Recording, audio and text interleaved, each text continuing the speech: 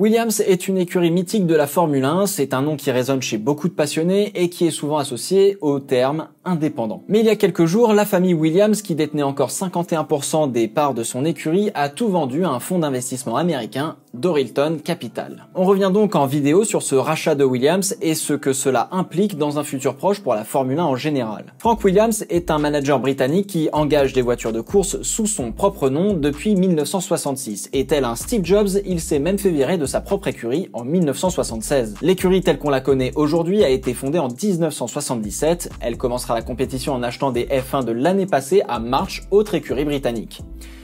Tiens, ça me rappelle vaguement quelque chose, et oui, à l'époque c'était autorisé. Bon, bref. L'écurie Williams a remporté 9 titres de champion du monde des constructeurs et 7 titres pilotes, faisant d'elle l'une des écuries les plus respectées et les plus titrées de l'histoire de la Formule 1. Et jusqu'à ces derniers jours, la propriété de l'écurie n'est jamais sortie de la famille, mais toutes les belles histoires ont une fin. Si au début des années 1980 jusqu'à la fin des années 1990, le parcours de Williams a été plutôt glorieux, c'est ensuite que cela s'est compliqué. Beaucoup d'entre vous se souviendront probablement des Williams BMW dans les années 2000 et de leurs très puissants V10 aux mains de Montoya et Schumacher qui ne parviendront malheureusement jamais à remporter le titre face à Ferrari. Mais une fois cette collaboration achevée, Williams va se retrouver en déclin avec certes un sursaut en 2014 avec le changement radical de réglementation et les nouveaux moteurs hybrides, pour finalement sombrer et rester à cette dernière place du championnat depuis 2 ans. Fidèle à ses principes et à sa propre vision de la Formule 1, Williams n'était pas loin de la faillite, et si proche de la faillite qu'il a fallu vendre l'écurie familiale. Et oui, non seulement les résultats n'étaient pas là, mais en plus l'écurie tenait en grande partie grâce aux pilotes qui amenaient avec eux un budget, et ce depuis 15 ans. Car Williams a toujours été un indépendant. C'est une écurie qui fait quasiment tout elle-même, à part le moteur et parfois la boîte de vitesse, tout le reste, c'est du made in Williams. Contrairement à Haas ou Racing Point par exemple, qui eux vont se fournir chez d'autres écuries comme Ferrari ou Mercedes, et ça marche aussi avec AlphaTauri et Red Bull. Williams, c'est non seulement une histoire très riche, mais aussi des valeurs qui nous sont chères à nous, fans de sport auto et de Formule 1. Mais la F1 et son ADN évoluent perpétuellement. Pas loin de la faillite, la famille Williams a tout tenté pour garder la propriété de son écurie et la remettre à flot.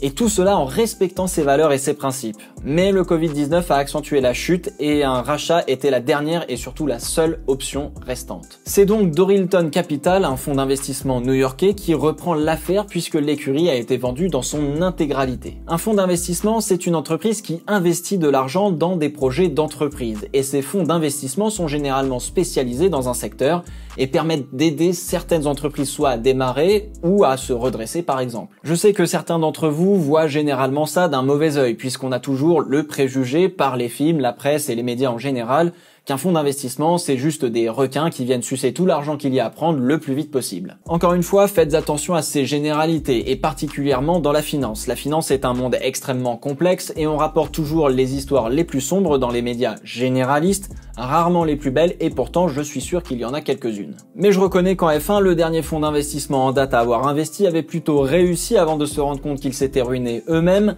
Je parle bien évidemment de Genie Capital et Lotus et de Gérard Lopez qui sévit dans le foot désormais. A priori, Dorilton Capital est pas du genre à tout choper et se barrer. Dans leur portfolio d'entreprises dans lesquelles ils ont des parts, il y a de la croissance et plutôt du moyen, voire du long terme. Ils sont spécialisés dans les domaines de la santé et de l'industrie, donc bon, concrètement, ils ne sont pas à la rue si on leur parle technologie. Mais du coup, qu'est-ce qui va changer à la suite de ce rachat? Eh bien, dans les médias, pas grand chose. Dorilton Capital va voir comment fonctionne Williams, analysera là où c'est crucial de faire des investissements pour redresser l'équipe. Mais surtout, ils vont garder le nom Williams. Donc oui, Williams continuera d'exister, mais ne sera plus contrôlé par la famille.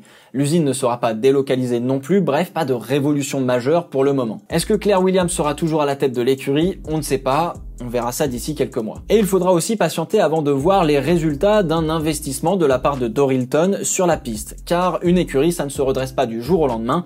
Ils vont redonner les moyens à ceux qui ont le potentiel d'aller chercher la victoire, du moins dans un premier temps. Williams était la dernière écurie dont la famille participait encore activement dans l'entreprise. Ils mettent fin à toutes ces fameuses équipes construites par quasiment un seul homme comme Tyrrell, Ligier, Brabham ou encore plus récemment Stewart. Et là vous allez me dire, et McLaren, et Haas, on va y venir, mais pas tout de suite. Aujourd'hui en Formule 1, ce ne sont plus de riches propriétaires ou des ingénieurs talentueux qui injectent directement leur propre argent de leur propre poche pour construire une écurie, mais plutôt de riches propriétaires qui, via leur entreprise, leur entreprise, injecte de l'argent en Formule 1. Finalement, un indépendant, c'est un gars qui bâtit une écurie de Formule 1 et qui la fait tourner, un peu comme la boulangerie du coin tenue par la famille. Et aujourd'hui, avec la conjoncture économique et la manière dont fonctionne la Formule 1, ce n'est plus possible. Williams, c'est comme une boulangerie qui se bat contre un hypermarché. McLaren, finalement, a été, du fait du décès de son fondateur, une des écuries précurseurs dans ce qu'est la F1 moderne. McLaren était soutenu par un cigarettier très célèbre dans les années 70, donc une entreprise, et non plus par un homme. Si Marlboro a appelé Ron Dennis pour redresser l'équipe en 1980, avec le succès qui a suivi, on peut faire facilement un parallèle avec aujourd'hui. Finalement, peut-être que les fonds d'investissement ne sont que les cigarettiers modernes de la Formule 1, qui sont partis à cause des lois sur l'interdiction de la promotion du tabac. La seule différence majeure, c'est que les fonds d'investissement ne vendent pas un produit pour monsieur tout le monde. Avec les nouvelles règles financières et les accords Concorde, une écurie peut devenir rentable. Et en plus de cela, vous avez votre propre motorhome pour faire du business sur 22 endroits exclusifs dans le monde. Si on se met dans la peau de Dorilton Capital, la Formule 1 n'est pas un championnat mais plutôt un tour du monde où vous rencontrez des femmes et des hommes d'affaires du monde entier. Et là, vous comprenez l'intérêt d'avoir une écurie à la fois pour la passion mais aussi car c'est un projet d'entreprise qui rapporte de l'argent, en plus de nouer encore plus de relations à l'international. Et c'est aussi en ça que la Formule 1 est élitiste. Mais pour nous, fans de la discipline, si on admire toujours autant les pilotes, la Formule 1 a ce petit cachet d'avoir des personnalités fortes au sein du paddock. Flavio Briatore, qui avant de diriger Benetton n'y connaissait rien en F1, mais savait manager une entreprise par exemple. Ron Dennis, qui a baigné dans le sport auto, mais qui est avant tout un homme d'affaires, qui a créé notamment l'entreprise qui produit les McLaren de route. Là on s'emballe sur l'italien, Luca Di Montezemolo, proche d'Il Commendatore, Enzo Ferrari, grand manager d'entreprise, ou encore par exemple Toto Wolff aujourd'hui, qui est avant tout un entrepreneur. Ces grands patrons, qu'on les aime ou pas, sont avant tout des businessmen. Ils font